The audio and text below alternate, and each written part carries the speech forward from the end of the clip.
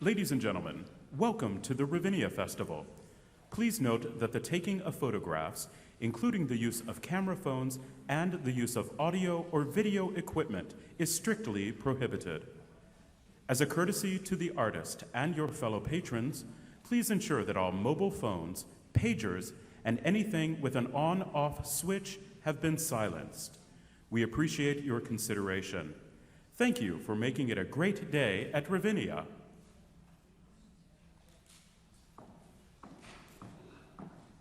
Good afternoon. My name is Molly Sender. For those of you who I haven't met, I'm the Administrative Director of Ravinia's Steans Music Institute, and welcome to the program for singers. Many of you have been with us for the program for piano and strings, which just ended on Saturday. All of our vocalists, all of our singers just arrived pretty much yesterday, and we got started off right away with a master class today. We have 2 more master classes coming up next week. On Wednesday, we have Matthew Polenzani, and on Friday, August 9th, we have Angel Blue. You'll also find more details about the upcoming concerts and programs that we have on the back of the concert program that you have, and in your program guide, and of course on the Ravinia website. Today it is my privilege to introduce Kevin Murphy, who is the program director for the program for singers, who will be leading today's masterclass. Please welcome Kevin Murphy.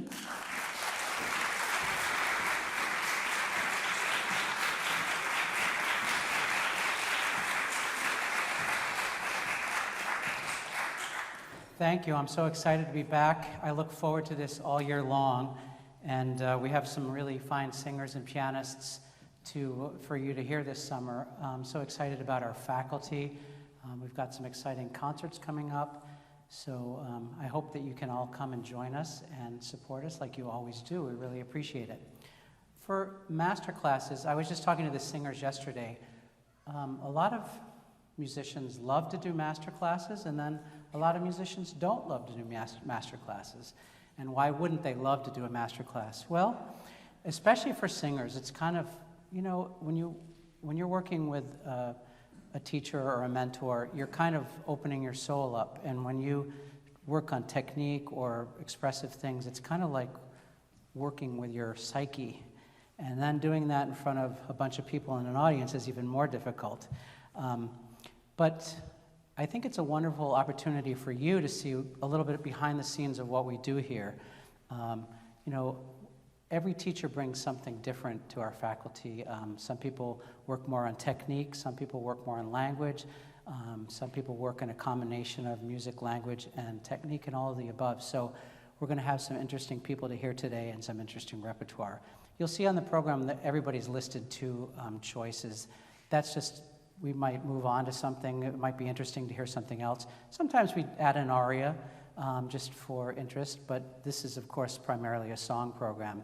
And I know that all the singers here are so busy during the year, some of them out already working and singing professionally and managed, some of them in schools, but many of them, and most of them, are still auditioning, and no singers like to do that. So these 3 weeks here are kind of a respite from opera land, where they have to impress people and get jobs. Here it's all about making music and having fun together and discovering new repertoire. So hope you enjoy today. I'm sure you're going to love our young singers. And let's bring out our first one, Shira Ben David with Javier Arrebola at the piano.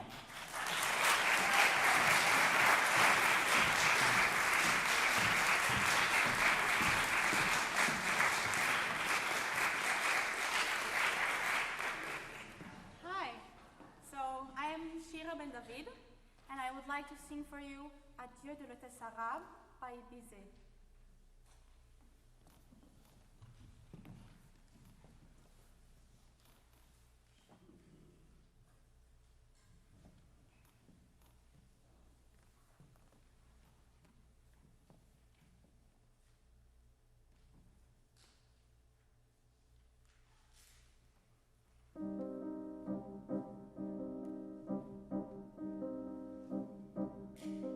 Puisqu'il y a des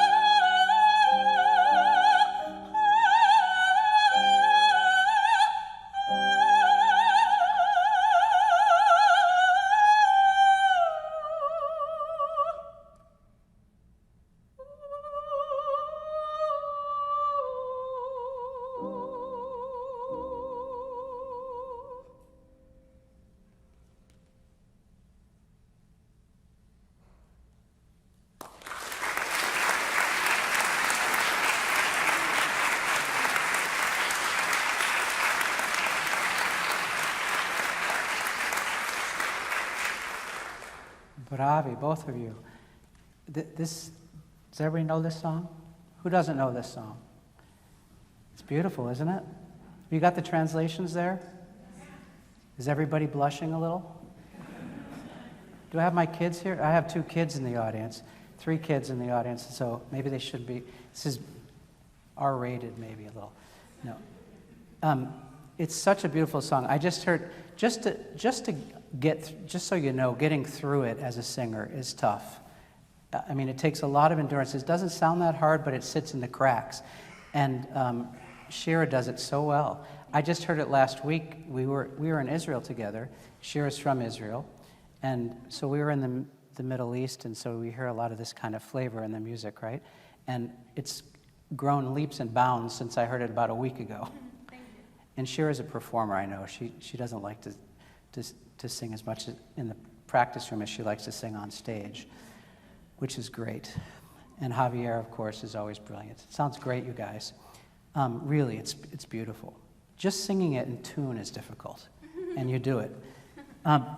Tell me a little bit about the tempo. Yeah, it was too slow.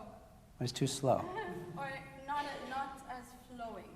It's a really hard one to get, isn't it? Yeah. It's so hard because you don't want it to sound trite and just kind of flowing. It's got to sound this way. It says, what, 72? Yeah, Javier said something yesterday really true, that it should be like it's the music that started from the beginning of time, and we're just joining it. So it should have an inevitable flow. It's already going. Yeah, it's already Exactly. going, and we're just catching the wave. That's why Javier's on the faculty here.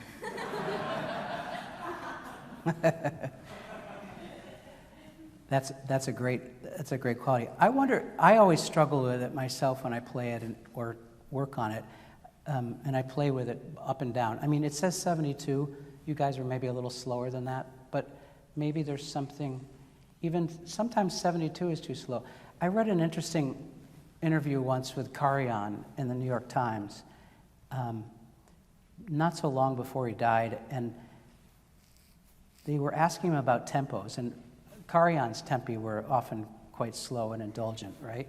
A lot of times later on. And somebody asked him about that, and he said, well, it really depends on where I am. He said, sometimes when I'm up in the mountains, the tempos tend to be a little faster because my heart's beating a little faster, right? And sometimes when you're relaxed, the tempo, your heartbeat is a little slower. And so then it also depends on the audience, the room, the situation, how you feel, what you had for lunch, things. So you have, of course, the guideline, which is the metronome, but then there's room, I think. I always try to talk to my students at the university about tempo, especially pianists. The piano students get so hung up on being exact. And I always say that the tempo should be relative, you know, and also rhythm is relative to proportion rather than exactness. Sometimes something's about rhythm. If you're doing Stravinsky's and True Love's aria, it's all about the rhythm and the displacement of it, which makes it creates another interesting thing. But I think this is relative, and I think it depends on the room and how your voice is that day and all that. For me, it sounded a bit slow. Yeah. But I agree. I love the feeling. And then the other thing is, it's very repetitive, right? I mean, there's not much of a melody except for kind of harmonic weaving, let's say, or lines that weave around. So maybe the variation should be a little bit more with the text, I think. Yes. Yeah? Should we try it a little bit? Yes.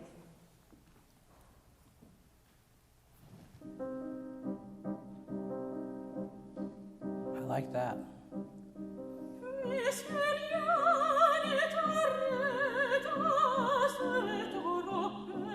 Yes, good.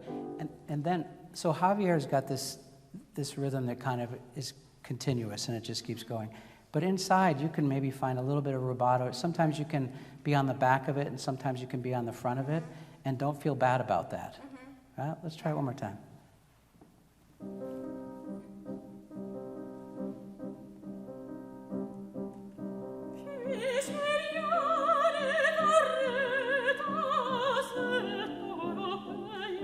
Good.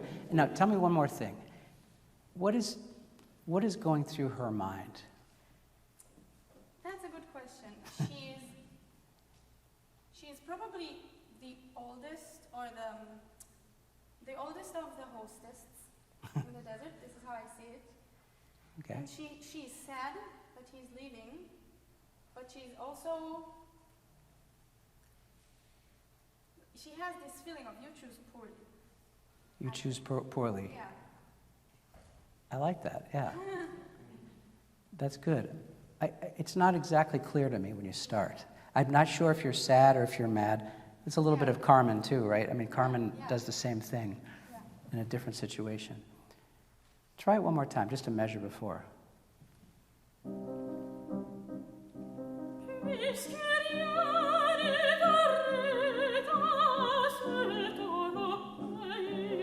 I found that much different because all of a sudden, sometimes you got to trick singers too, because before she's worried about making sure that the notes are in the right place, and then she sings in tune, and now she was thinking of the words, and then the notes kind of fell into place a little bit easier, right? They were both in tune, by the way, but you've done the work, you've done the hammering out, so just let it go now. Yeah. That was great. Can we start it one more time?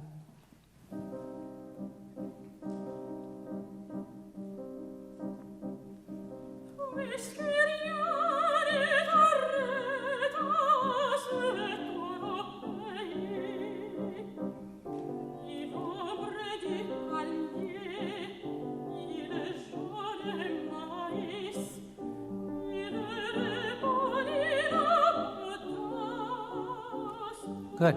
It's like you have this, what do you have? Ni l'ombre du palmier, ni le jaune maïs. You have all these things, and yet you're still taken off, right? Be careful, just a little French thing. En cette heure. You said heure a little bit, yeah? Heure. Can we start from ni l'ombre du palmier?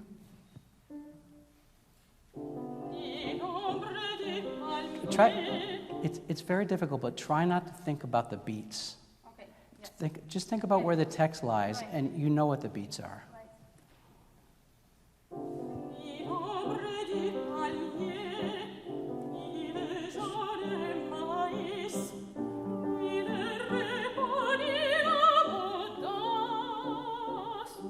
Yes, good, but I would. The thing is that as an audience, we don't want to know what you're thinking as a singer. Right. We want to know what you're thinking as the person saying this Victor Hugo poem. So if you, like, I heard the diminuendo. You know, sometimes in French music, if you all could see the score, French composers tend to overmark their scores, in my opinion. Sometimes they put so many marks that we, good musicians, we pay so much attention. You should look at everything that the composer wrote, but then digest it and let it go. Otherwise, you're living in the visuals, you know? So l'abondance, just let it unwind naturally. Make sure that you keep feeding the sound, because especially the word here. One more time. Ni l'ombre du palmier. Ni l'ombre du palmier, ni le jaune maïs, ni le repos, ni l'abondance. I want a little bit more abondance. I want more sound. Okay. Ni le repos, right there. Ni.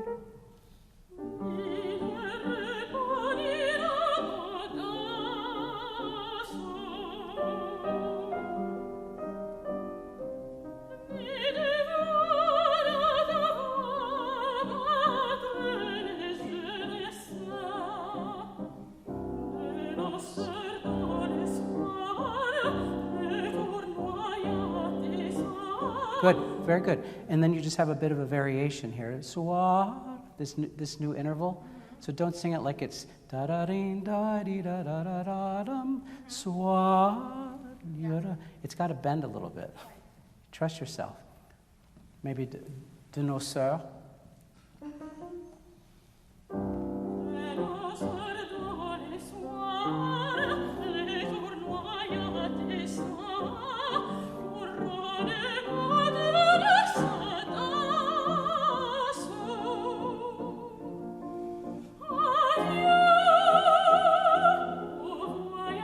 Okay, good, very good.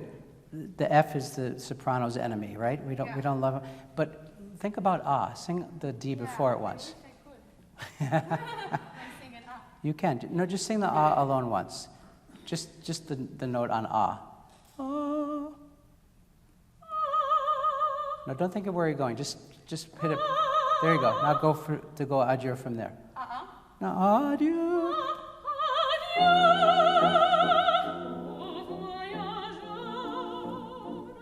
Same thing, hélas.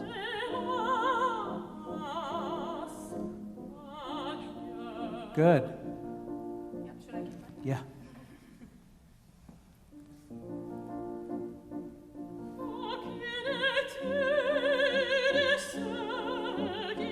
Yeah, good. You have to be careful. You start to follow the accompaniment. This is just a bed for you to do your thing on, and it starts to get back a little bit, and then Javier's being nice and following it. Yeah. Let's do hélas, adieu. The second one, yeah. Hélas.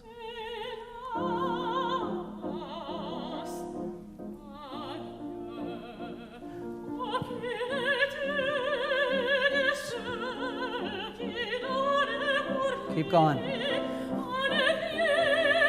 Don't hold. Sorry.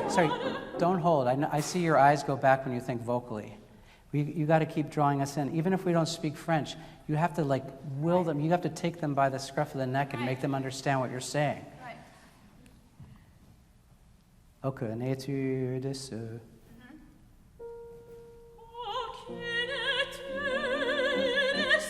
Don't follow it. Keep going. Release it. Release it. Release it. Yes. Keep going.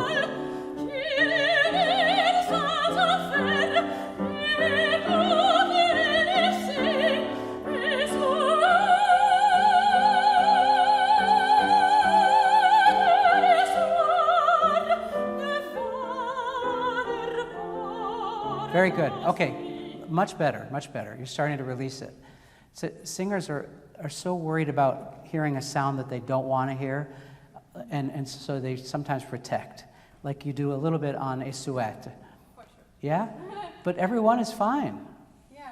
It's like you think you're going to be in danger, but there hasn't been any yet. So just enjoy it and release it.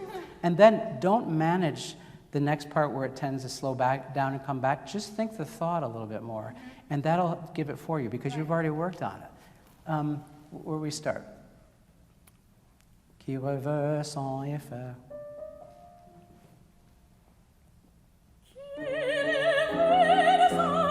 No, sorry. Sure, it's a little bit sometimes too rhythmical, like notey rhythmic, like you're paying attention to rhythms. It happens to be the correct rhythm, but you don't have to think about it anymore.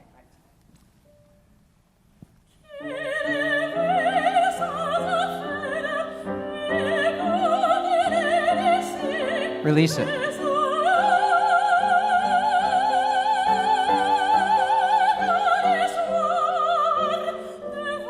Okay, it's fine, but it seems like you're waiting to get it over with so you can make it to the place where you know you're not supposed to breathe. And you know, every singer has this thing where they don't want to breathe because the comma wasn't there or the word didn't finish, but it's not normal. And breathing is a very good thing. I endorse it. It's really important. So if you need to take a breath before the comma, then take a breath. But so just don't think like you're in a holding pattern until you can finally move again. Do something. Why do you think he suspends the tone that long? Et souhaite. What are you saying here? And wish. Because of the wish of the... You keep wishing. You keep. Yeah, exactly. Yeah. You're stuck here, and he's going to go back. Yeah. This, you know, it's like these Hugo poems, too, are about freedom, Right. and there's a lot of this in it, and this obsession with Oriental. But think about that a little bit more. The tone is always fine, so just don't wait. Yeah. How about écoute les récits?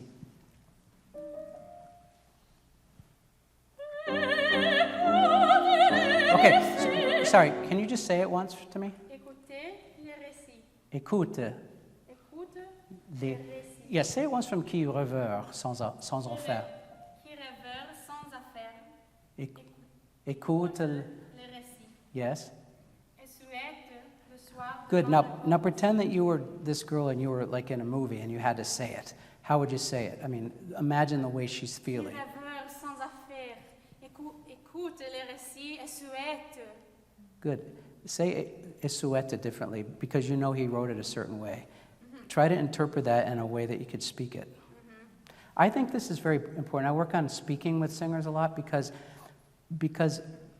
sometimes the musical language and the rhythms that the composer writes is so primary because we've been schooled so well and educated so well that we're so locked into that.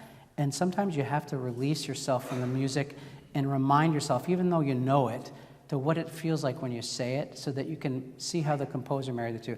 They say that Wolf used to, when he would compose a song, would oftentimes take a poem for a couple of weeks and walk around his house and say the words and could just feel what they were like. And he obviously knew what they meant the first time he said them, but just to experience a little bit and notice maybe a different nuance and a different way that you wanted to say it.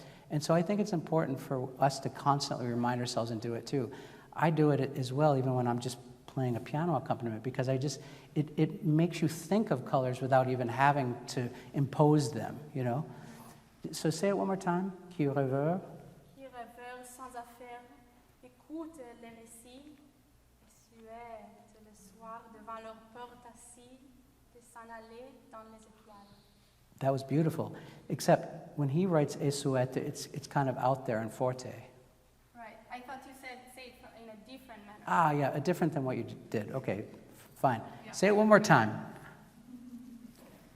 And then let the sweat go. Qui rêveur sans affaire, écoute les récits et souhaite le soir devant leur porte assis de s'en aller dans les étoiles. Good. Now you didn't sing it that way, but it's esuete instead of suete, right? Very good. Let's try it one more time. Qui rêveur. Oh, sorry. When you said it, you said qui rêveur, and when you sang it, you went qui rêveur. Don't perch. Qui rêveur. There you go.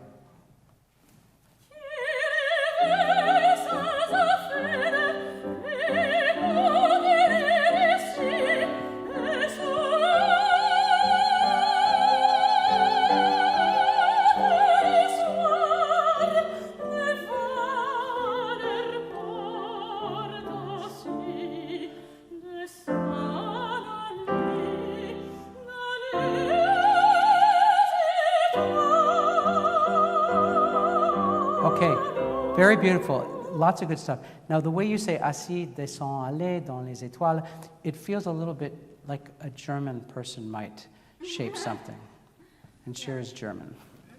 So don't take so much time. Plow through it a little bit and see. Okay. Don't be so. The train doesn't always run on time in the Middle East, does it? Yeah. No. I've been there. No.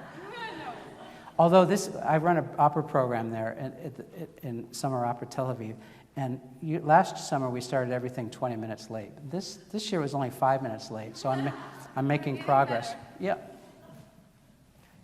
Try it again. How about devant le porte assis? Yep.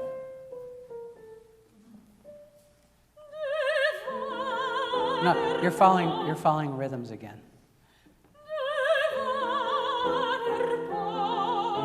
Assis, descend, aller dans les...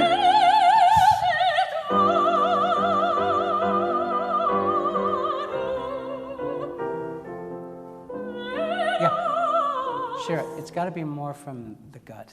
Yeah. It's very pretty, but it needs to be more... Right. Especially like les étoiles. That's too musical and too good musicianly, you know. Mm-hmm. This is a lady outside by the tent. Yeah. How about descend, aller, right there?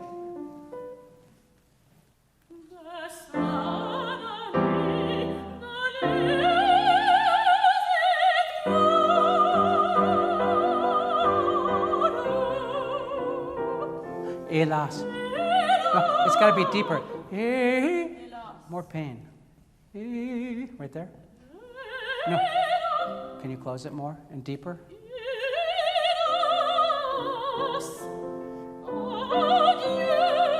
Now let it go.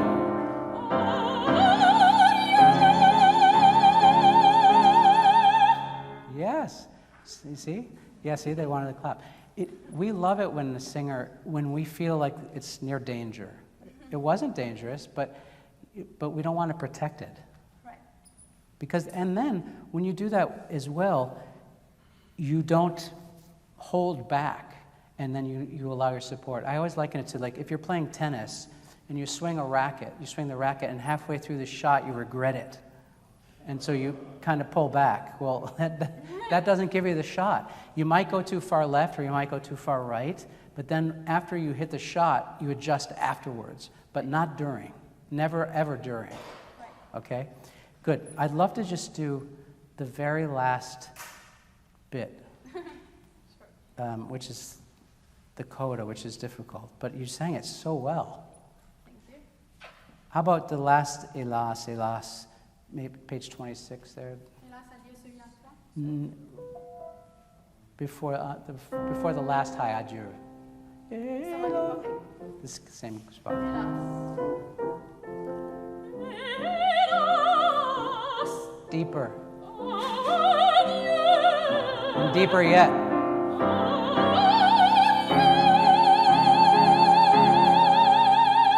I love the sound. The only thing is that you were such a nice colleague and you waited for him to say the Dieu because you knew he had another eighth note to play. But she's not thinking about that. No. Right? Just go for it. Okay. Pretend you're Kiri Takanawa.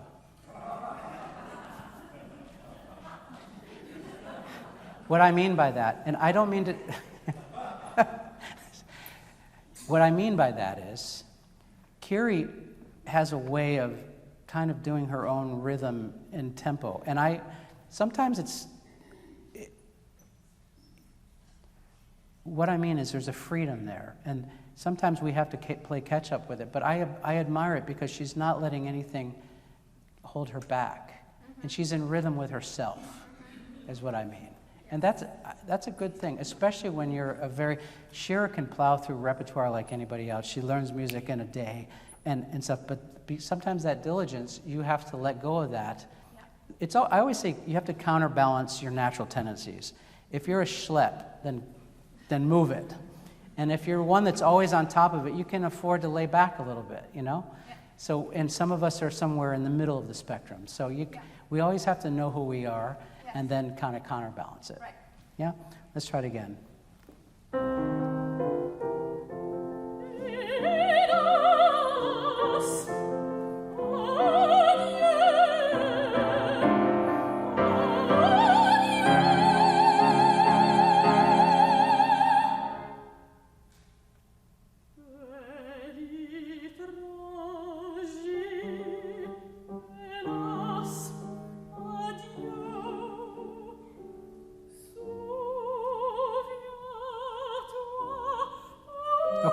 Okay, now, this is notoriously long, right? So the singer's always worried about the breath.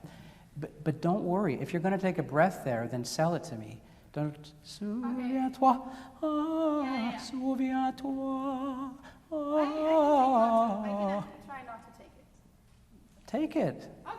Okay. We'll buy anything. You know, when we hear traditions, especially when we hear singers in opera arias, and we hear something that it's an amazing something that they did first, and then everybody does it that way because it was a nice idea. But sometimes it doesn't sound the same when you do it because it doesn't fit you. But make sure it's yours. Okay. Souviens-toi.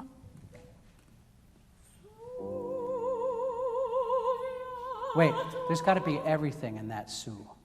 It's, yeah.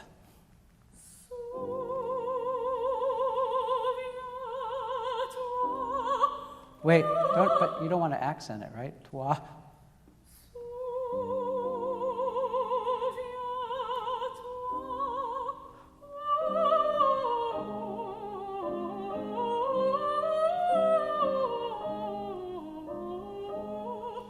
Okay, good. Beautiful. It's so pure, and I love the sound. I wouldn't take that da da dee da dee da da da da. I would just somehow find a way to bridge the gap. Yeah, and then Javier, I would maybe think about taking the primary part, and she's almost in the background here. I don't know. Try that and see. So. No, you have to be careful.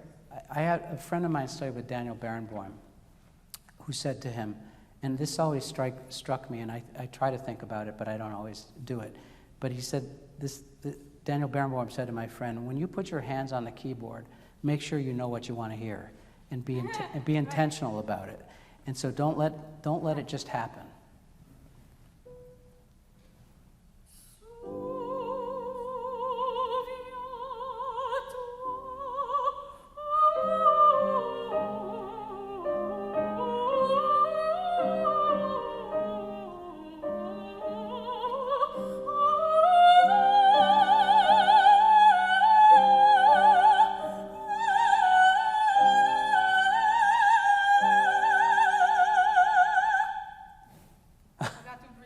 That's okay.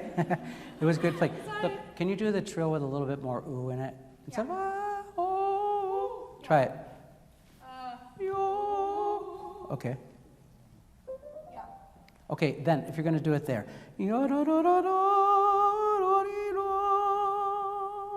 Wait, go over the bar line. Don't be so diligent and stop before. Okay. You have to be one of those singers who can't count so much. Okay, okay. Now, some singers I say the opposite to. Yeah.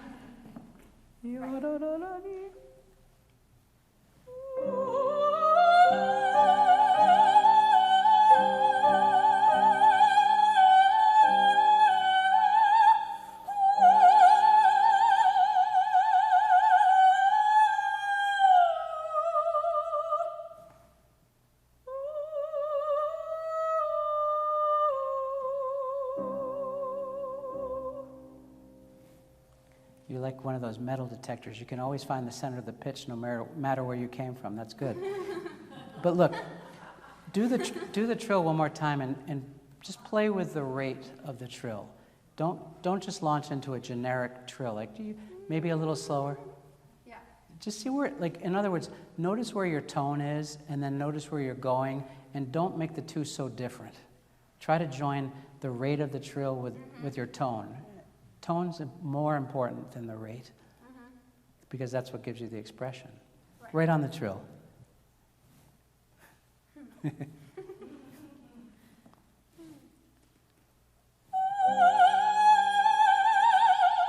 No, for me it goes into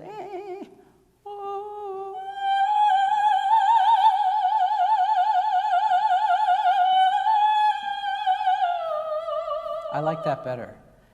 It's not quite really trilly, but it's more beautiful. Okay.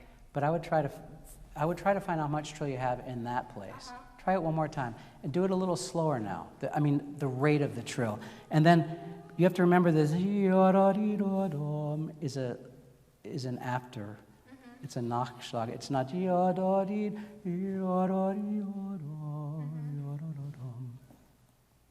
on the trill.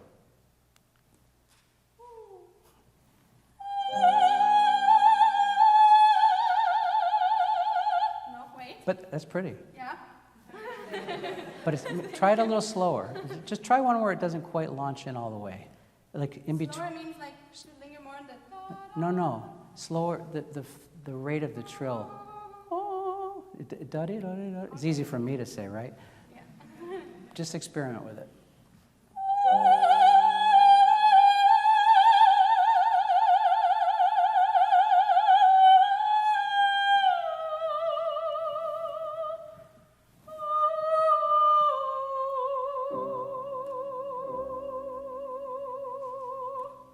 Beautiful.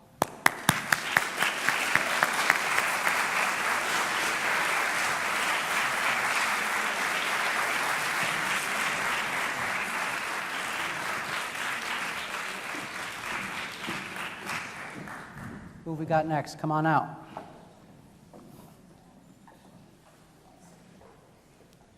Hi.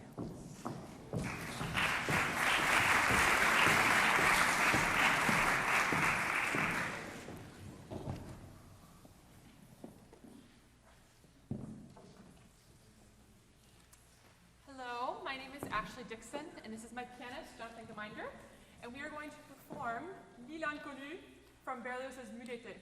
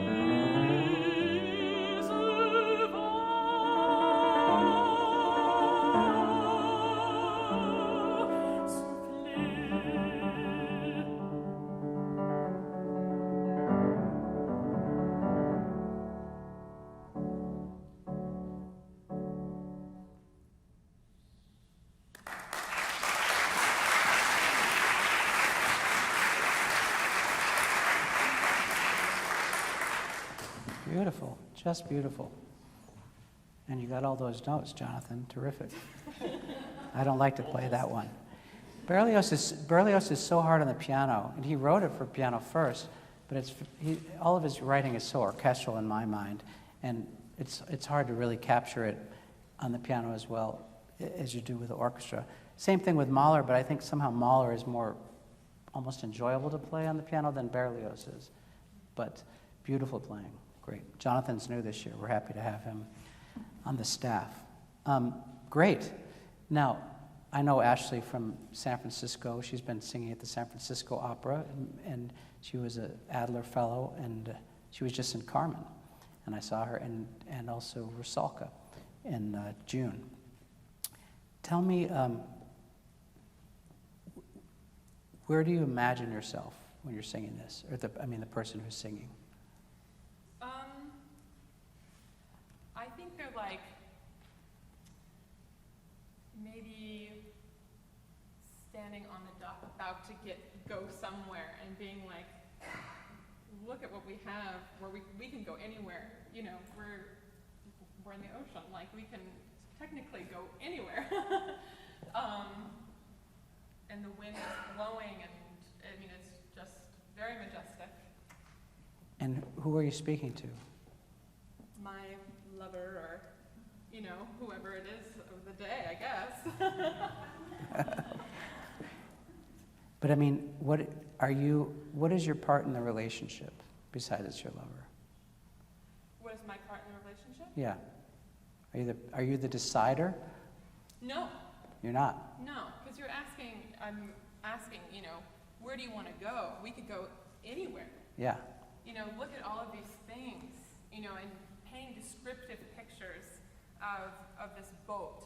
And, you know, and the lover says, well, you know, I want to go to a place where, you know, the river of love is always flowing. And you're like, well, that's anywhere we are. Good. I think you could use a little bit more of that outwardness. Okay. You sound great. I don't mean vocally. It's very good. Although there's a couple of things, just because I know you, that I can say. Yeah. You know what I'm going to say? Probably. No. Heaven knows me very well and knows all my faults, and that's why I love him. I don't say faults. You don't have faults. But no. But you know, the funny thing is about singing and singers, they need our set of outside ears because they can't always tell. Singers like to feel in their throat what they want the music to do.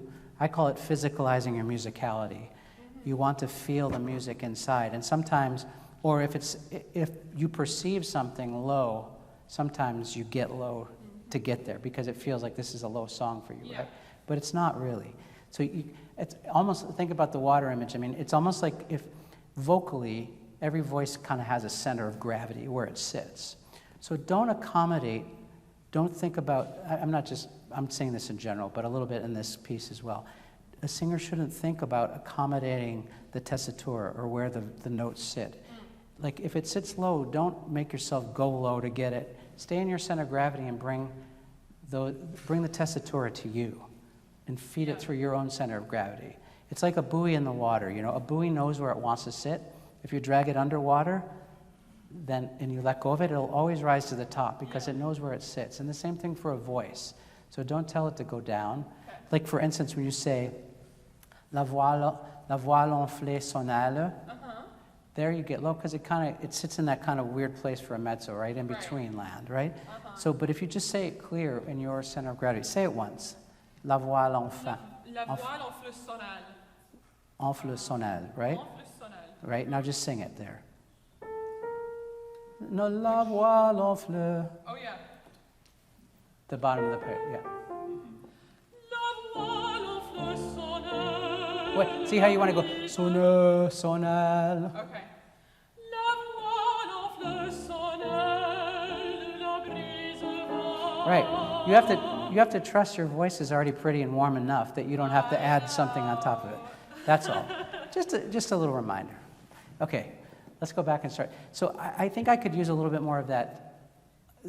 The thing that you do so well is that you've mastered it, which is great. It's hard to sing in a way and to get all these words in, but it needs a little bit more that the text can swing it. Sure. And BERLIOZ always has these irregular phrases where sometimes you think he was just writing, he said, oh, I think I'll just do this now. And you're like, wait, where did that come from, right? But so trust the words and just go with it. Don't try to fit it into a symmetrical box, because it's not there. Jonathan, too, I think you should think a little bit more about, you could go anywhere, and you can enjoy it. I would just release it a little bit more is really what I mean. I know there's a lot of notes to play evenly, but you already do, so just enjoy it. If I had your technique, I would enjoy it. Yeah.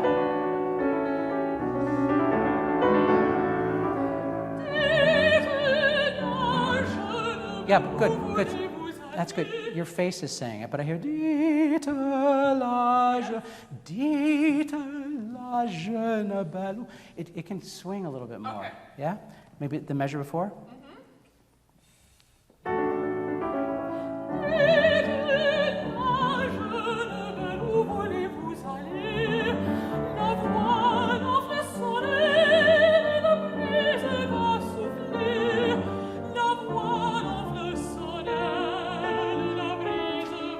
Good.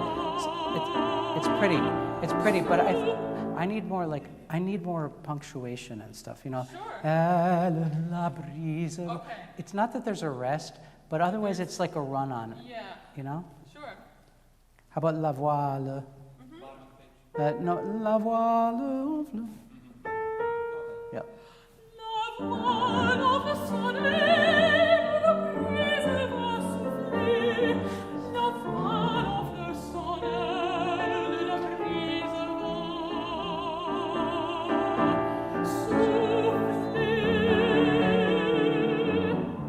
Good, and try not to accent souffle, but souffle. I would almost give, I want to hear more f. Okay. We hit the front row with your spit. How about right before that? La brise va.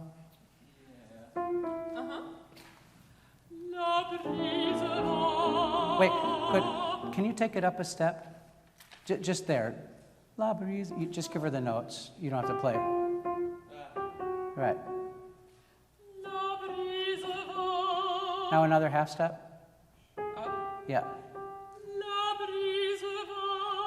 You're kind of grabbing all of them. You're kind of la brise, let it go. That's it. You feel the difference? Yes. Now sing it in the right key. No, you're grabbing it again. You want more than you can have. Okay. Just trust the words, and your voice is great. That's enough. Did you hear a difference?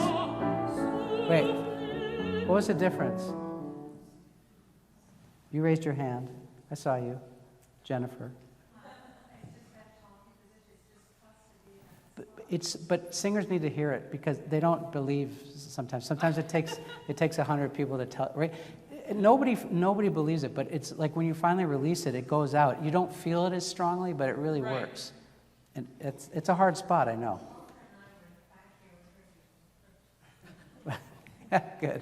Good. One more time we go on.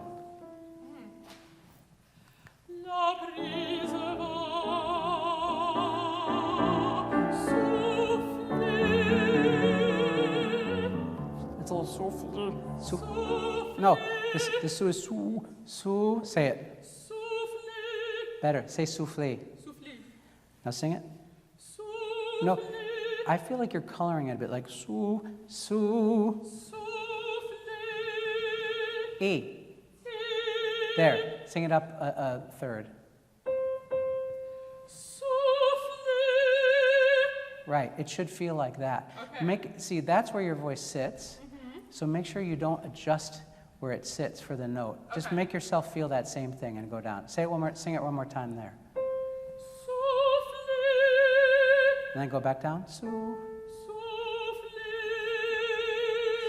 You still have all the depth and warmth, but it just rings more. Pretty. But even when it's not exactly right, I still buy it because it's so musical and it's beautiful. Let's go on.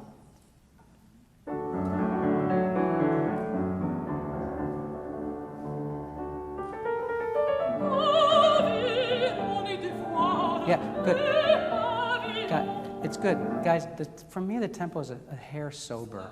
It's sober. Sober? Yeah, it should be more like adventurous. Yeah. Yeah. Dee-da-dee-da-da-dum. Right in there.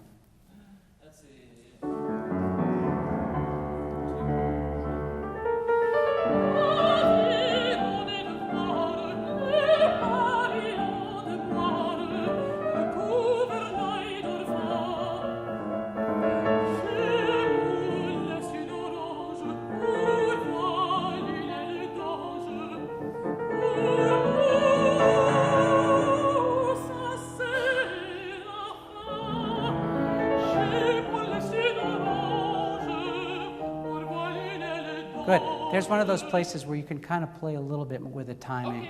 Okay. Don't be a slave to the rhythms. Sometimes instead of like musicalizing the text, you have to linguify the music. Do you know what I mean by that? Uh-huh. Sometimes the rhythms boss the words around too much. Right. So sometimes the words have got to boss the rhythms around. We Sure. do it naturally when we sing in our own language. Right. We tend to adjust slightly without even thinking about it because we have syntax in mind. We think about the text. Maybe right at C. Yeah. Dum, ba-ga-da-da-da-da-da-da.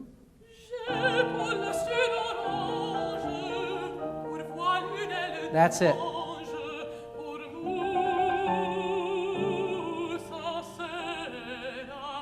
Good. Beautiful. One more time. Por musa, and time it differently this time. Don't think about how to be clear Okay. with your pianist. Just think about how you think of it. Okay. These guys just rehearsed it. They just started rehearsing yesterday, so it's amazing that you already have this ensemble together. It's great. Por mu. Yeah. No, sorry. It's underwater. Yeah, sorry. Por musa. Okay. Say it. Say it once. Por musa. Yeah, you said it the same way. Say it a little higher. Por musa. There. Por musa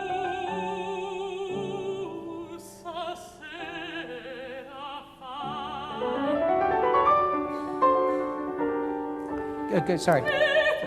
Jonathan, one little thing. Just make sure, again, that the 16th notes don't decide the tempo.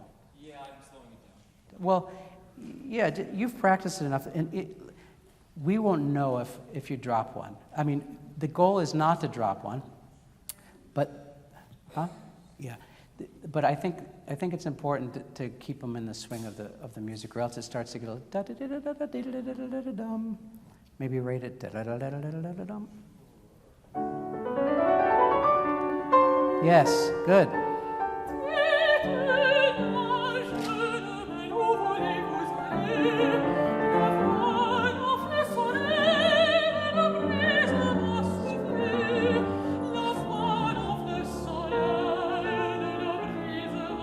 See, but you kind of keep going through it. La voix l'enfle sonnelle, la brise, la voix l'enfle sonnelle, la brise Yeah, I know. va. That's the only variation you get. Right, Right. that measure, la voix.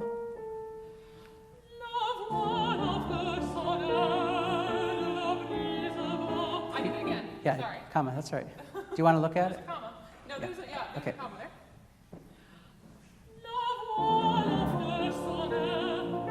Where's the comma? La voix l'enfle After sonnelle. sonale. It's not a big break, but just a mental. Okay, a mental break. La Yeah. voix l'enfle sonnelle, comma. Yeah.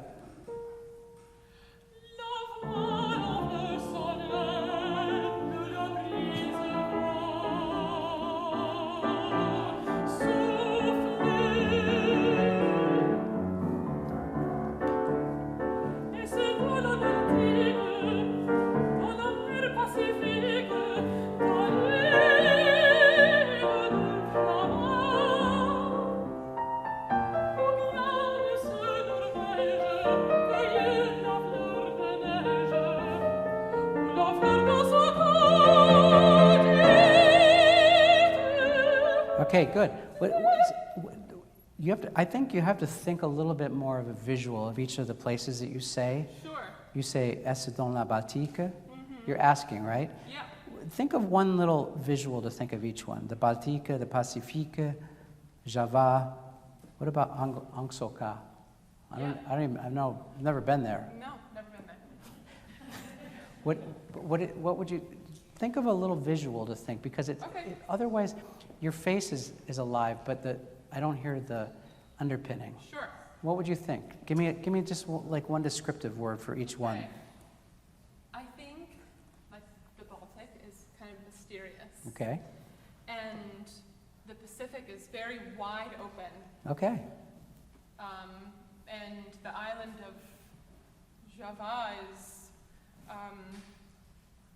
beautiful, and you know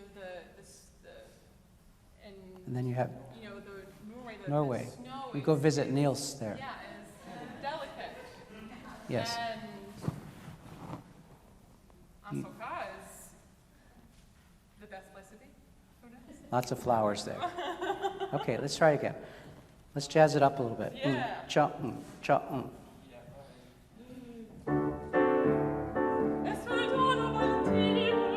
Good.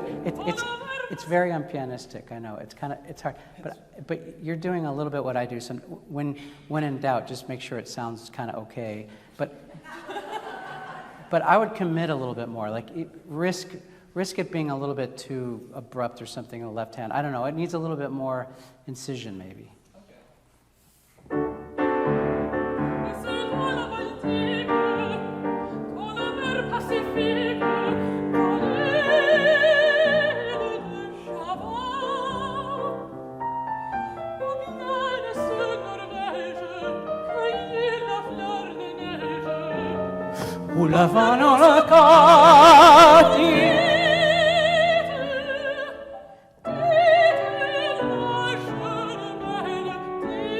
Good. That's much better. It's more exciting. So we have a long dita, right? And then dita, la jeune. This is a place where I think you can play with tempo, like dita, dita, la jeune. Then you could move a little bit. Okay. You know, otherwise, dita, la jeune. And then the beats all dictate everything. Sure. It can ebb and flow within the tempo, and it won't sound overly distorted to us. How about ou la fleur? Ou la fleur.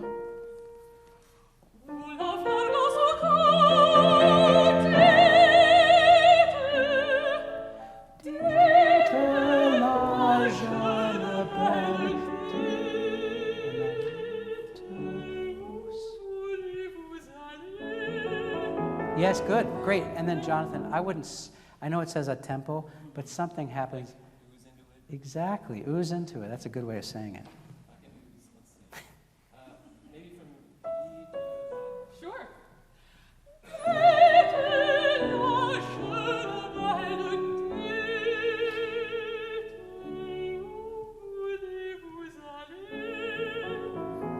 That's nice. Yes, good. And then, Jonathan, something's transformed maybe or something in this conversation. So don't feel like you have to apologize for oozing into it or easing into it, whatever you said. You know, it's just a little different. Right there? Yeah. Yup.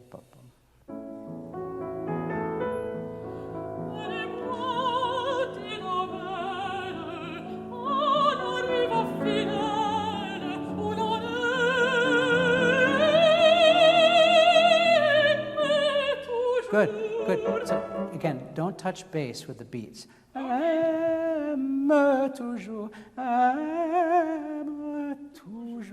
He can follow you. He's a good listener. And then also make sure that the vowel on M is really nice on the B. It was great on the E, but not so great on the B. It was a little Yep. à la rive fidèle.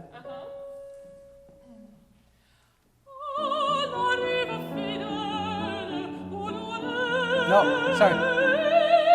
The vowel to me sounds a little buried. Okay. Open. Sure. Make it open but warm. Okay. Right on ulonam.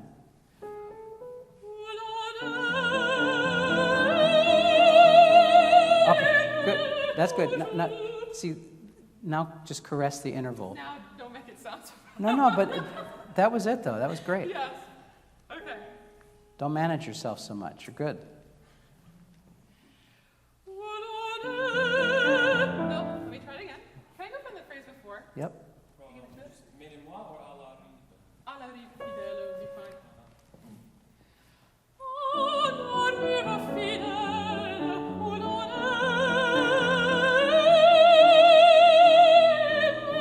toujours. Excited. On ne la connaît guère, cette rive ma chère. On ne la connaît guère. Excited.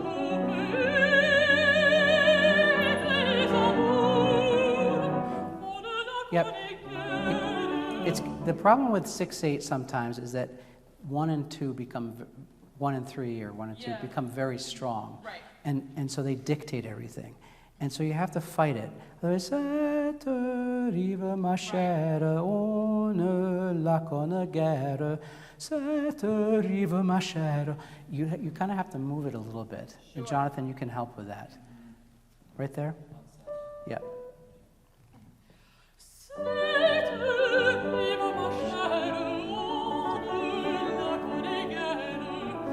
Au pays.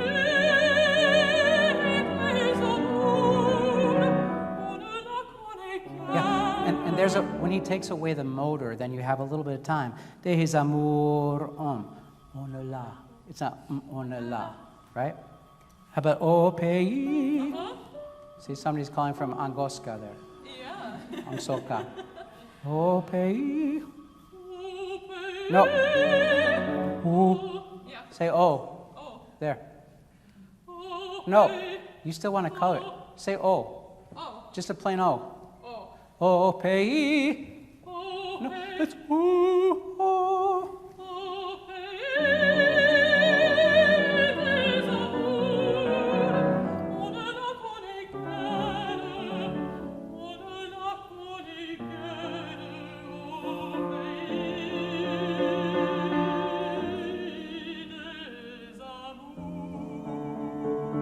Good. Say it, do it one more time. Sorry, yeah, I need Just to take a breath. let's take it. Au pays, right there. Au pays. Yep. Don't decide how slow it has to be. Just think the thought. What are you saying? Au pays de l'amour.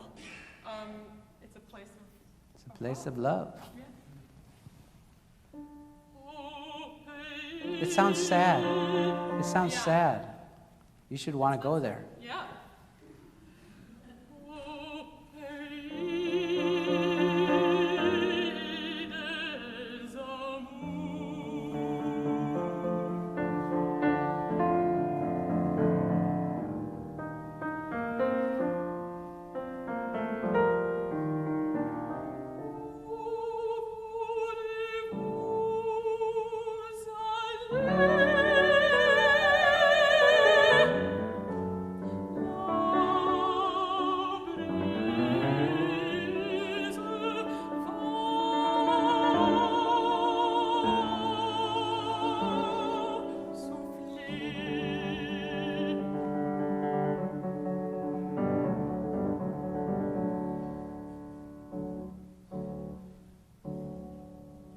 Good.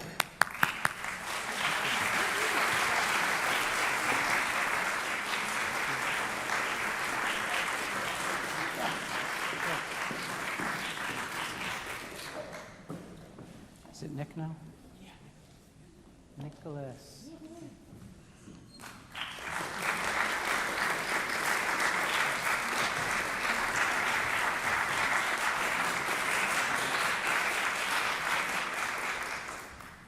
Hi, my name is Nicholas Newton, and we will be performing I Hear an Army from Barber's Opus 10.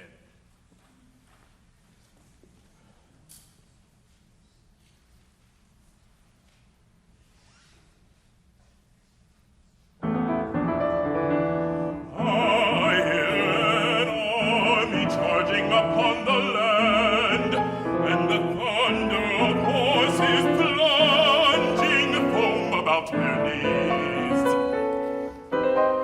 Arrogant in black armor behind them stand, disdaining the reins with fluttering whips, the charioteers.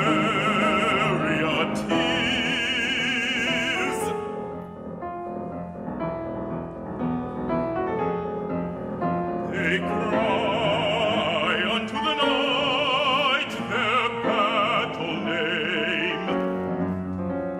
I moan in sleep when I hear afar their whirling laughter. They cleave the gloom of dreams, a blinding flame. Clanging, clanging upon a heart as upon an anvil. They come shaking in triumph their long green hair. They come out of the sea and run shouting by the shore.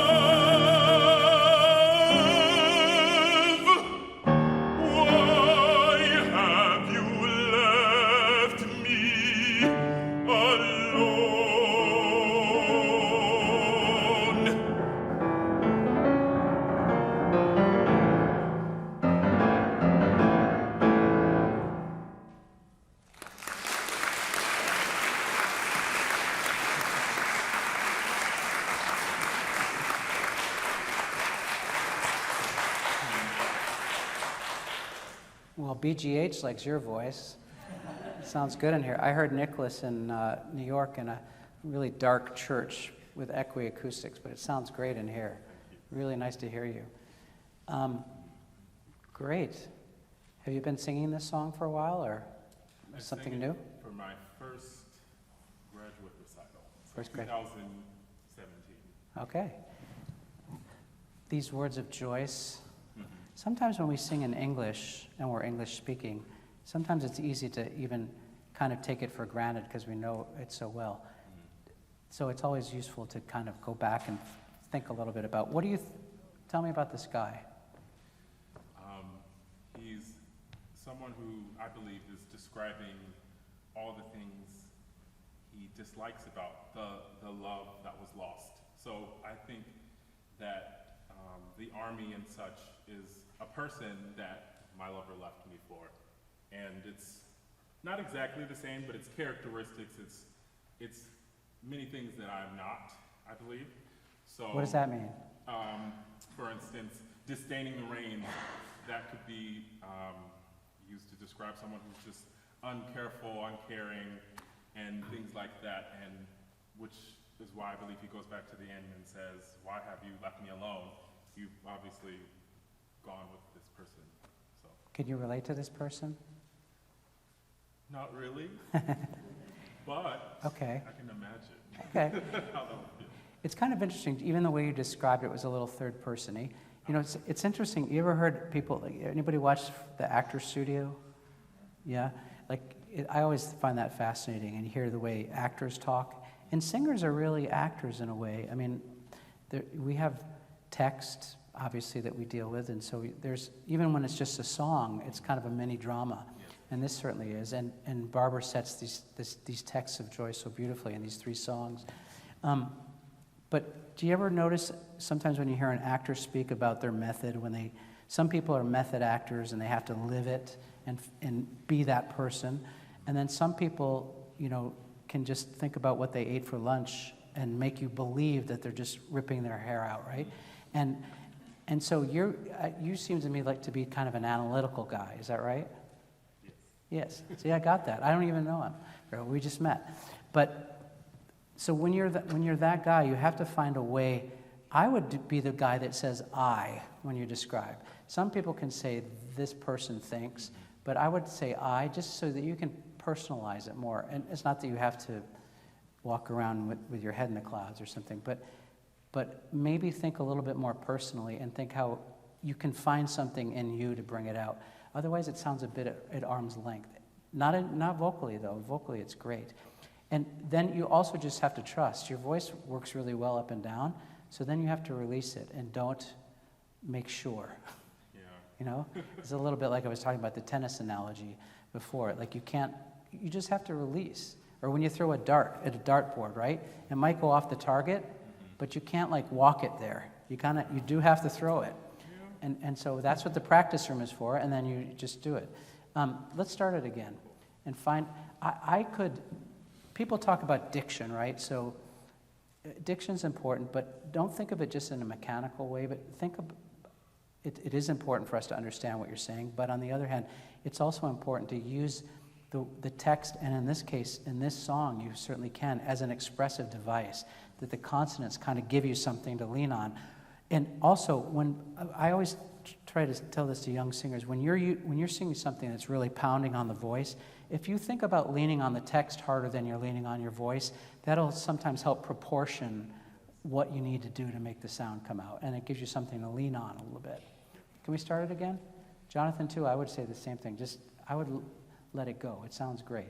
Just release it a little bit.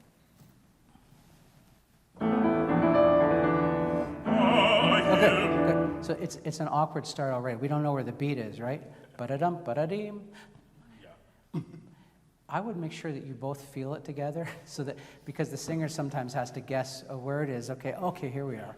But if you know, ba-da-dee-da, that you can really grab it. Okay? So somehow find a way to contact. Maybe check in with each other before you start. People, singers, you guys always, sometimes you feel like you have to be like this, and you can't look. Now, some people do this thing. because they're preparing for their art for so long. It's shiny, yeah. There's lots of things in here. No, but you can look at the pianist. It's okay. And, and just, you could start together. So you can have it. And, you can own this space. Don't worry about it. This is, somebody was saying in a master class, it was Michael Schott or something in Tel Aviv. He was saying, this is my security blanket. I can hold on to this thing. And it's true sometimes. But you're a big, powerful guy. Just go for it. And look at each other. Sometimes I like to tilt. Do you like that too? Sometimes you tilt the piano a little bit. This way. Yeah, this way a little bit so that you can have a little bit more contact. And, in a case like this, there's not much of an intro, right? So in a way, you're the conductor. You just have to show them where it is, the beat.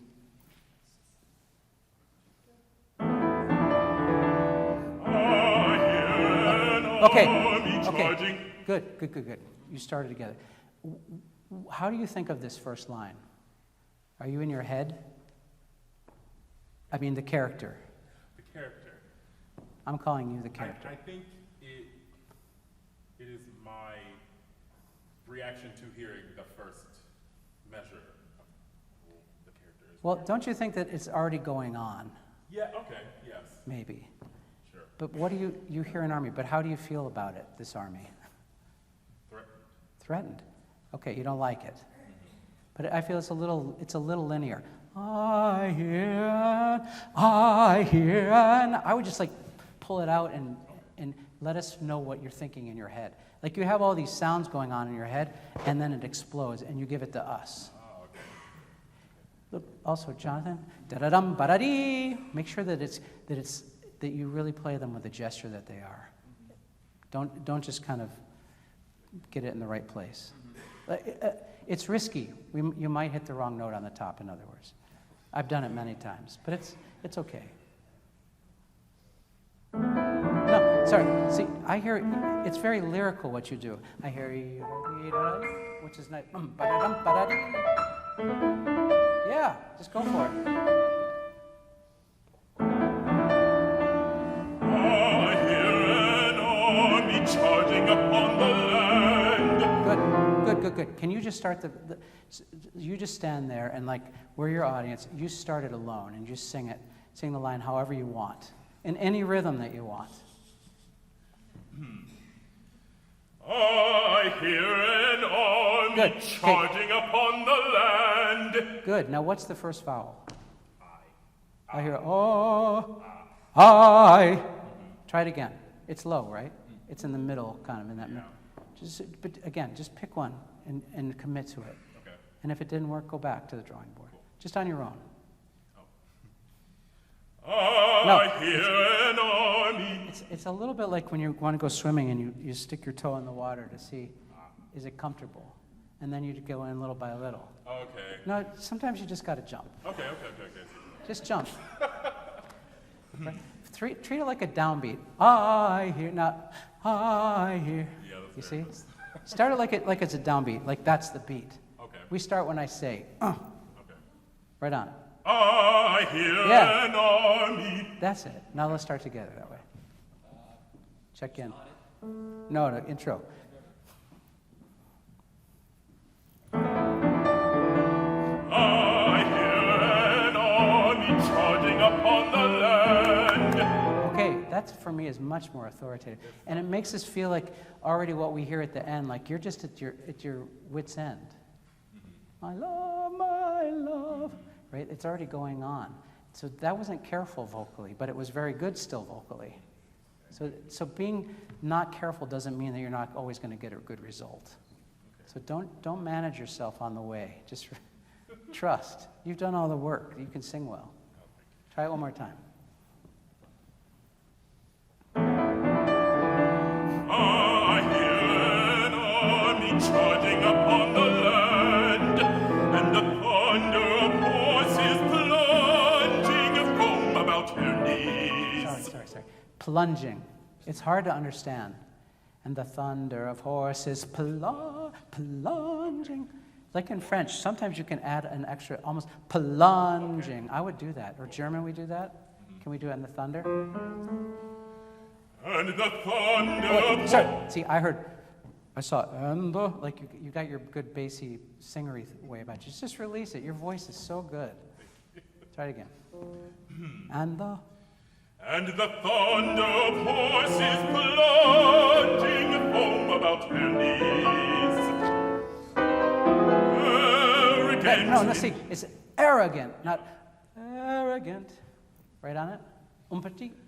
Sorry. That's okay. Just make him follow you. You might get it wrong. Just do your own rhythms. Can we go from foam? No. Okay. See, you want safety. I'm trying to get you away from safety. Okay. You don't need it, believe me. All right. Arrogant. Yes. Black armor behind Yeah, them. but wait. Arrogant what? In black armor. Okay, say it like that. See, you know what the rhythm is. You don't have to work on it anymore. Now you have complete freedom. It's already built into you, so now just deliver it. Trust that it's like your operating system. It's in the background. It's already running. Mm-hmm. Now just do your thing. Okay. Arrogant. That was great. Arrogant in black armor, behind them stand, disdaining the reins. Okay. This is the soundtrack of your brain. Da-da-dum, ba-da-ding, da-da-dum. Right, so it's not something that you have to follow and be with. This is the response to you. So you just do your tempo. Like he maybe pushed it a little bit and you followed it. Just dig in and do your thing. It was perfectly fine, but I felt like you wanted to go a little bit slower. Try it again. Arrogant in black armor, behind them stand, disdaining the reins. No, disdaining the rain, not disdaining the rains. See, I hear trip-pip-a-puppy. The reason he wrote a triplet was because that's how you say it, right? It's not because it should be a triplet. Okay. They're not interested in triplets. I just do from In Black Armor. No, do Arrogant one more time. That was so good. Arrogant in black armor, behind them stand. However you want. Disdaining the reins with blood-ring whips, the charioteers.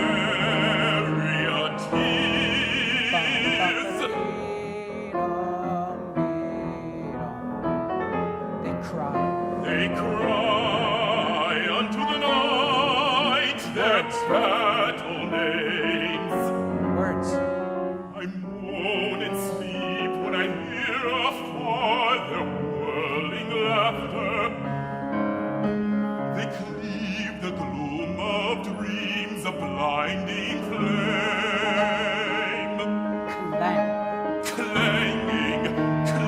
Clanging upon the heart as upon an anvil. Wait, as a what? Anvil. As an anvil. Yeah.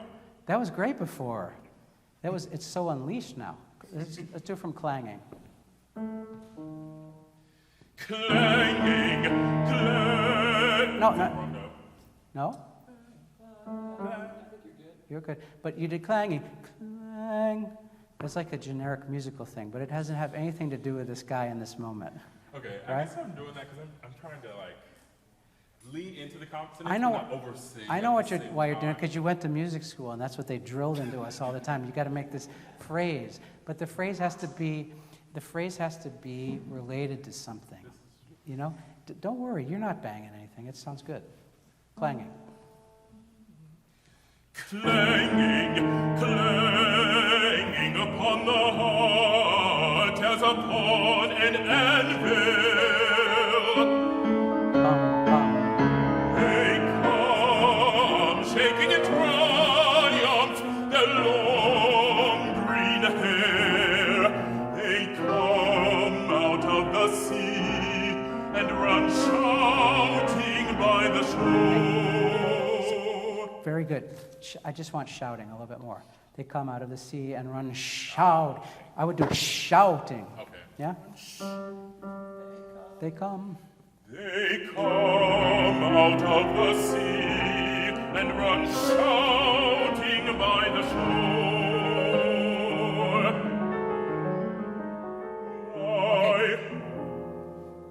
following his 16th notes. You probably weren't quite ready, but you knew he ran out of notes, and you were a good colleague, and you said, you got to come in.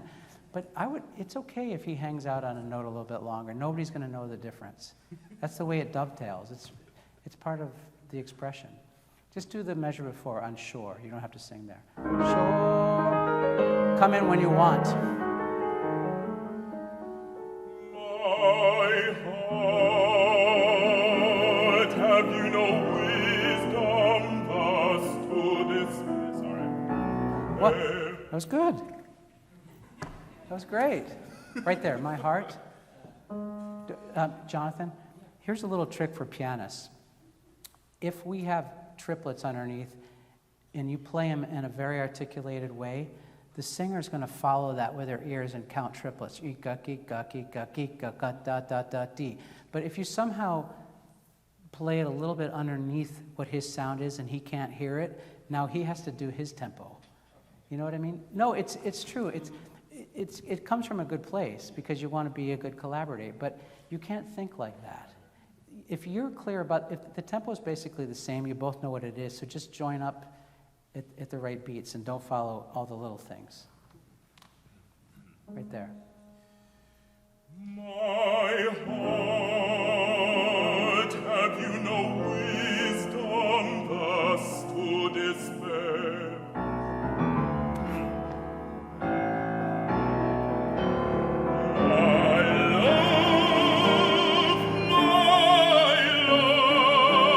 Okay. What's one thing besides the fact that they're high notes? What's one other thing that makes us feel his despair or his emotions here? What's one other tool that you have? Pathos, actually. Pathos? Thinking about what I'm saying instead of. Okay, but technically, what in the music, what do you have that besides your voice? You have time. My love. You shortchange it because you're worried about the next note. You're worried about the high note. But the high note sounds great, and it'll even sound greater if you're not worried about it. And you sing the note before even longer. My love, my love. You do love to my. We see the worry. You see, everybody's worried. Everybody's nervous. He's nervous, I'm nervous. Anybody who sits on a stage and has to do something in front of people, we've all got something that we're worried about. I'm worried I gotta sit in a chair and sound like I know what I'm talking about. We all have things, right? And the thing is that you can't let them know that you have those things. Yeah? Nobody can hear it. Nobody can hear it. It sounds great, really. Yeah, you want to get that note. Okay, my heart. My heart, have you no wisdom thus to despair?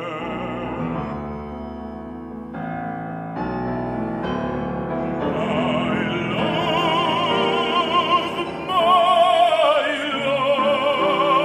Good. What if you're doing love, breath, my love, and another breath? Okay. See, he's so distraught he's running out of breath. And the other place is too, this long note that you're worried about making a spare, I have a remedy for being out of breath. It's a secret. Take a breath. Don't tell anybody I told you, it's my secret. Try it again, my heart. My heart. No, sorry. We say heart. My heart. My heart, have you no wisdom thus to despair? Good. Take a breath. My love, why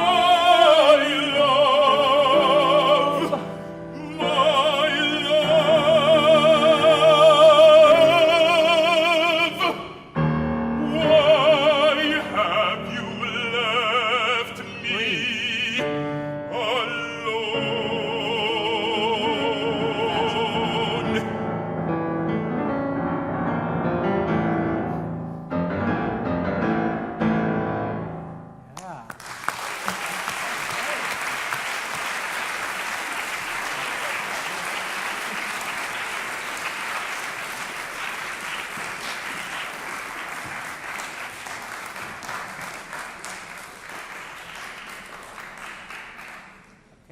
time.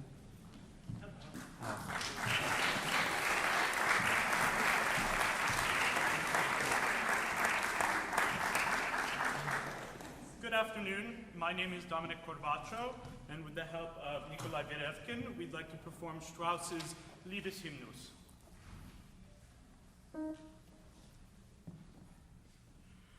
Einen Tag wird ich geboren, ein ihm, da ich zuerst dich sah, in deine Augen Glanz verloren steh ich, eine selige Träume da.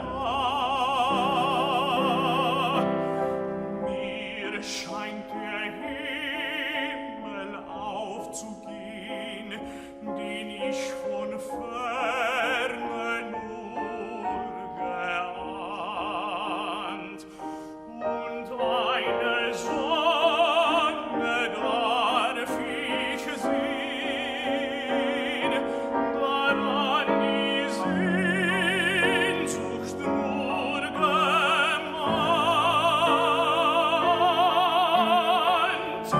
Wie schön mein Bild in diesem Blicke, in diesem Blick mein Glück, wie groß und flehend ruf ich zum Geschicke.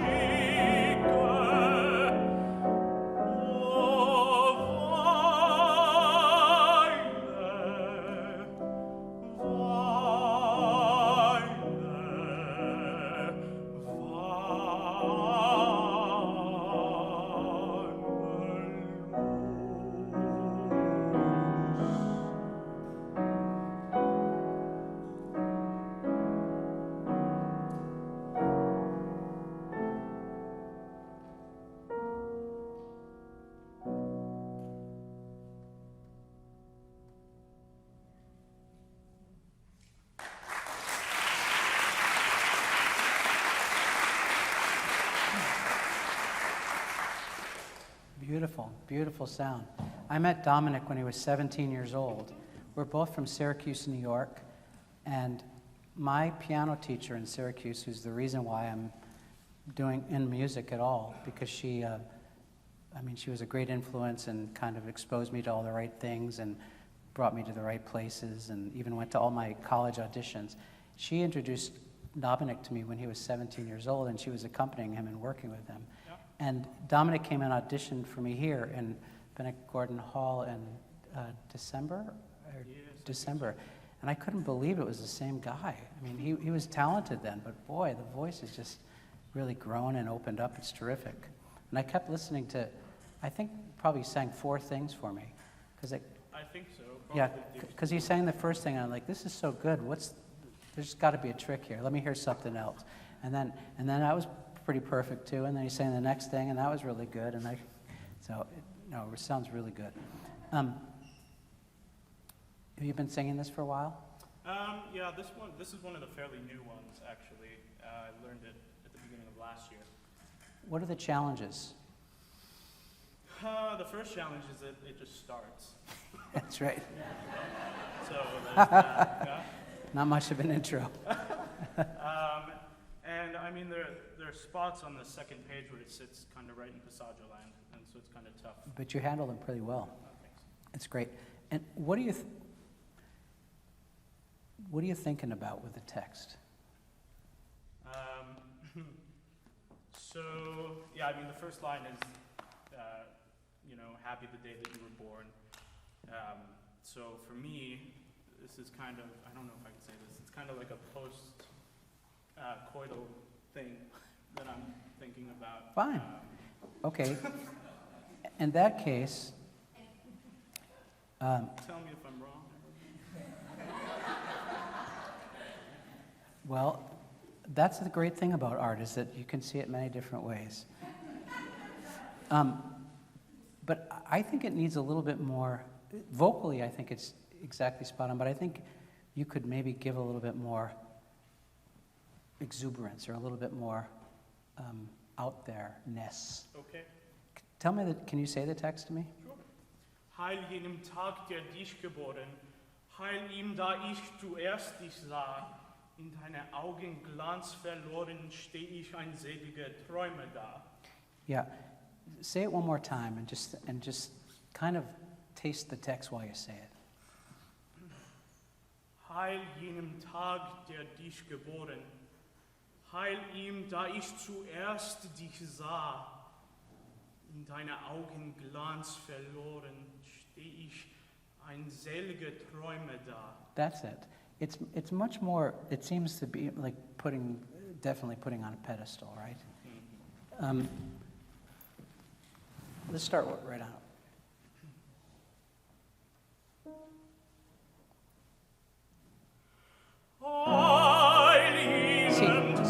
See, I hear Hainem. Okay. Think a little bit more. I know it's got a long line over it and all that, but I think the line can take this underpinning of the variation of text and the way that it flows, the way that you said it very much the second time. Okay. It's almost a comma after Heil. It's not, but Heil jenem Tag instead of Heil jenem Tag. It's a little bit neutral. Okay. It should be a little bit more worshipful, almost like you're basically obsessed. Okay. Right?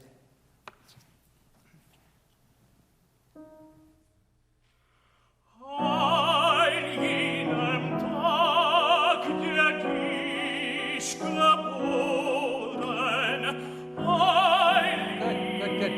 Sorry, much better. It says getragen. How does the tempo feel? I think I could probably move it a little more. Yeah? Try it once, not moving it a little bit more. Okay. See what you think. Like maybe just a tick slower. And then take time in between. Heil Tag, der dich geboren, heil ihm. It's almost like it's coming to you rather than it's planned. Sure.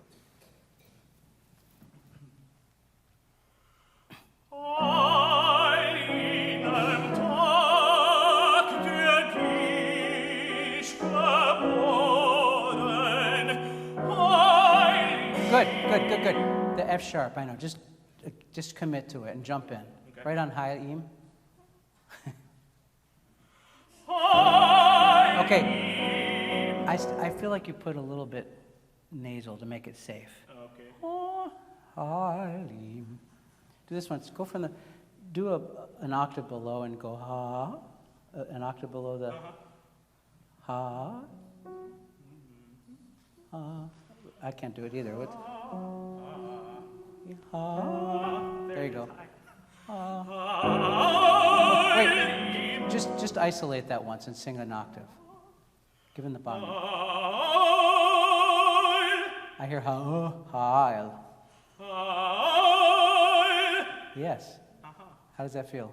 Better. Yeah, we have some grounding somewhere to take it from. But try it one more time. Think of it just going up in like a narrow column, but like get a little bite on the vowel. Heil.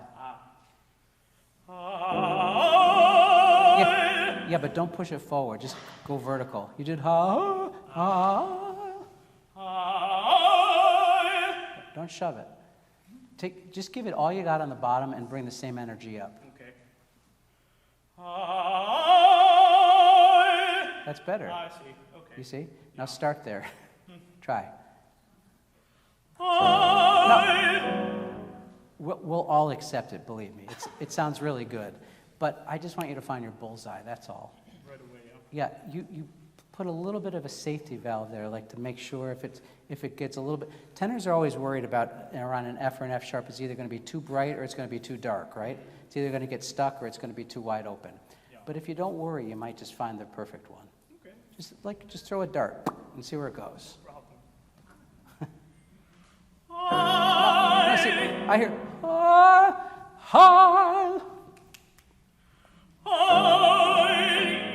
right, because even if we didn't know what you're going through vocally or what you worry about, we sense that you're not there's like a subconscious thing that we get in the audience where like the guy's, he's not completely there yet. Yeah. You know, you got to be fully committed. Okay. And even if the sound isn't exactly what you dreamed of, you can always go back. I mean, the next performance. Try it again. Just commit to it and see what you get. I felt that. Just a little bit of a safety before. Okay, that was one extreme. Now go a little bit towards the other one. That was a little too of the high, like you're biting an apple. Go ahead, go get it.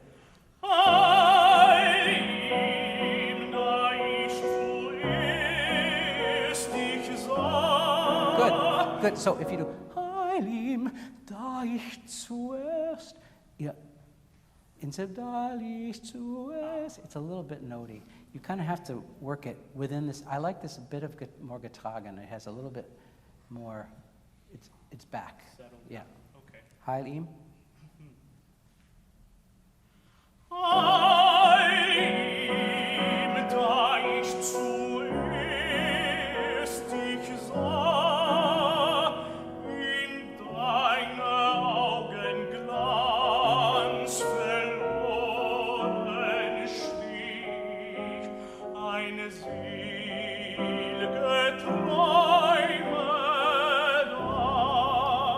Beautiful. I would make a little bit more out of selige Träume. And voice it, maybe. Okay. Can we do? Be careful when you go down. In deine Augen Glanz verloren. Don't push the sound. Like keep the full hook up, but you only can give so much in that area, right? Okay. Try in deine Augen. Wait. Be careful. Be careful. In. Find the clean vowel. Right. Good. Say it once. In deine Augen Glanz verloren. What does that mean? I'm getting lost in your gaze, your eyes. Right. It's in deiner. In deiner. Okay. Get carried away a little. In deine Augen Glanz verloren stieg ein sel'ge Träume da. There. That's a little. It has a little bit more color, but it's not just imposed. I mean, it's connected. You know. Just sing Träume once. Just sel'ge Träume. It's got to turn over a little bit more on the E. The Träume. Yeah. Sel'ge Träume. On the C. Sel'ge. It's a little neither here nor there. Okay. It's usually the note before is the one to concentrate it on.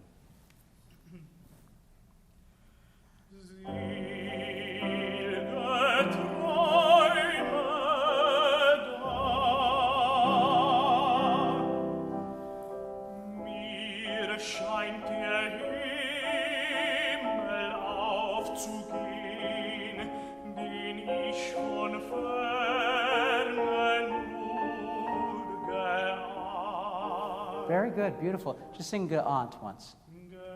Ge.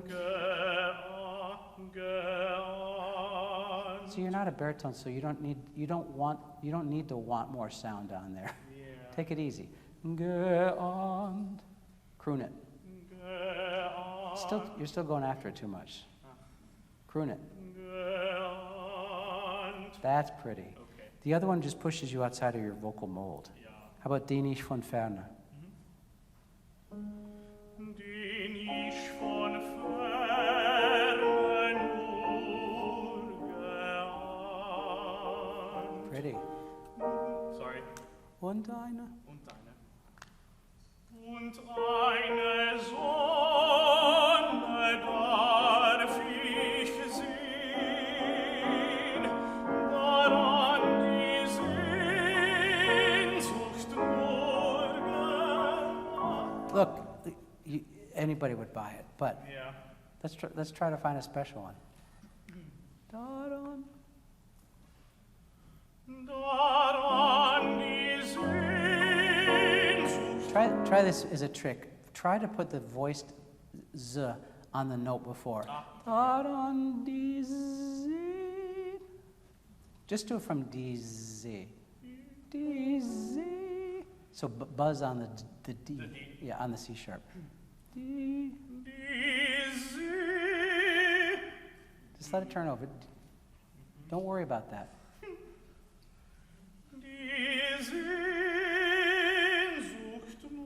Better? Okay. Let's do it. Daran.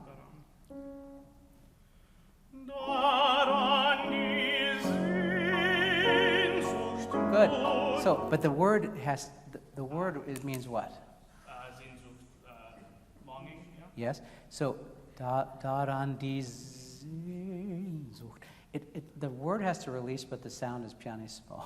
Okay. So you have opposing things. One little trick is that you could sing daran di a little bit louder. Okay, sure. A little bit.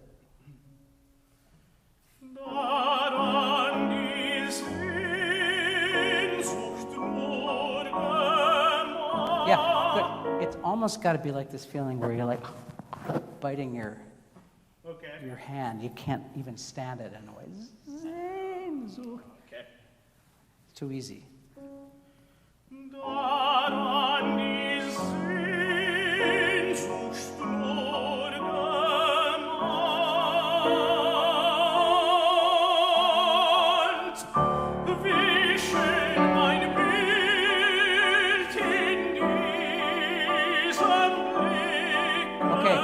Very good. And a D natural is so important for a tenor as well. Dalla sua pace, the way you start that. Try to find Bild from mine. Sing mein Bild. Is that right? D? Yeah, right there. Just sing mein Bild. And notice where the D is when you sing mine. Just right there. Mine. Mein Bild. Was that different? Yes. What was different? I mean, it was prepared long before it got there. But what happened? What was different on the G? It felt stable. Yeah, the other one wasn't quite in the connection, so you had to push on it a little bit. Yeah, okay. Wie schön mein Bild, right on the measure. Wie schön mein Bild. Sorry. Yeah. Okay. Try it again. Just don't plow through it. Yeah. You're in control. Wie schön mein Bild in diesem Blicke, in diesem Blick mein Glück, wie groß und flehend ruf ich zum Geschicke.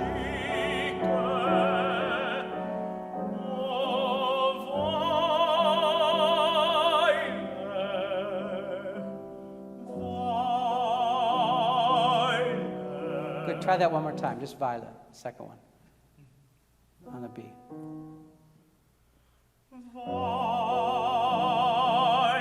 No, not bad, just say it. Violet. Violet. Violet. Now sing it.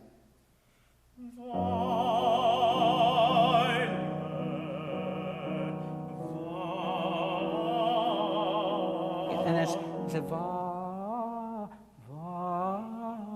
Strauss always writes, for singers out there and pianists, think about this. Strauss always writes these little bowings underneath half of the phrase, which causes you to not go va, but va. It's always a gesture. Okay. It's like a bowing. Can we do the second viola?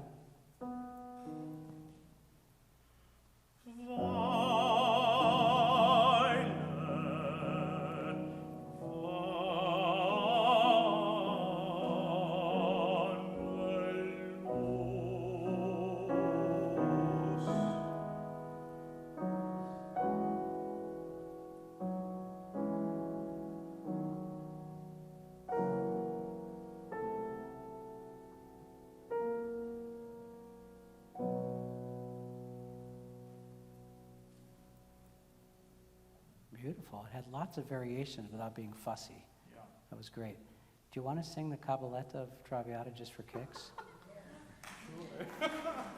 Sure. just for a little dessert, and then we'll say goodnight to everybody. With the cut, With a cut. if that's okay. Just the cabaletta? Okay.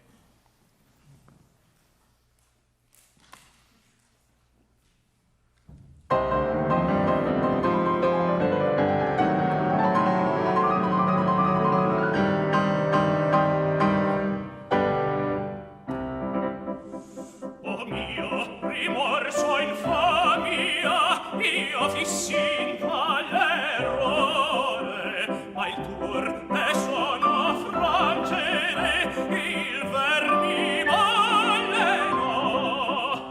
Per poco in seno acquetati, o grido dell'onore, ma avrai sicuro vindice questo non vero, o mio rossor, o infamia, ah sì questo non vero, sì l'avero, o mio rossor, o infamia, ah sì questo non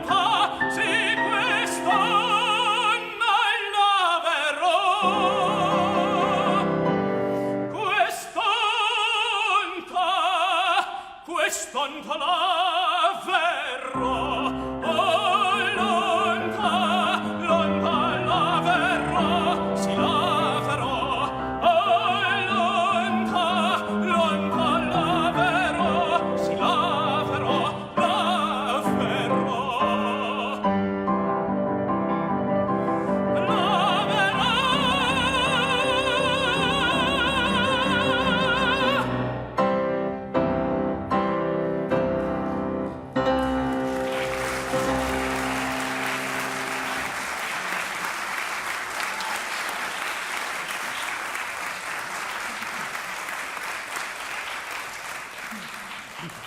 That was really good. Now, there's one thing that you don't want to do is to let them know that you're worried about the high note. So sometimes when a singer takes too much time in the rest, there's too much time to think bad thoughts. And so you kind of have to, maybe it's better just to not take so much time.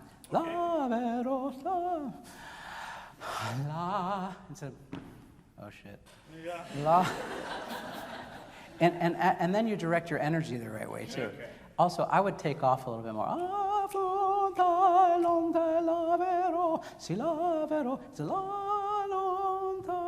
Yeah, just it needs a little bit more energy. Let's do just for kicks. Right here, you play. La vero.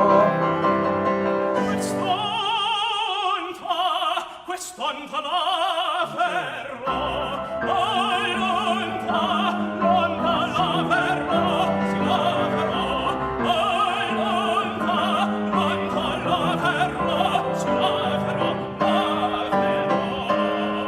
Stay with it, stay with it.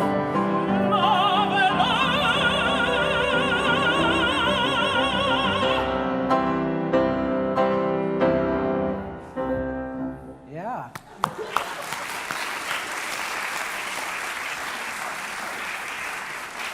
See, even when there's that rest that gives you time to read, don't rest in your brain. Yeah. Stay with it. And then and also when it moves a little bit, there's not as much time to think.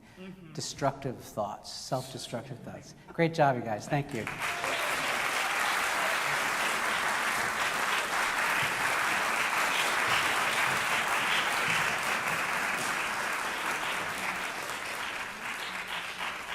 Any questions? Any thoughts?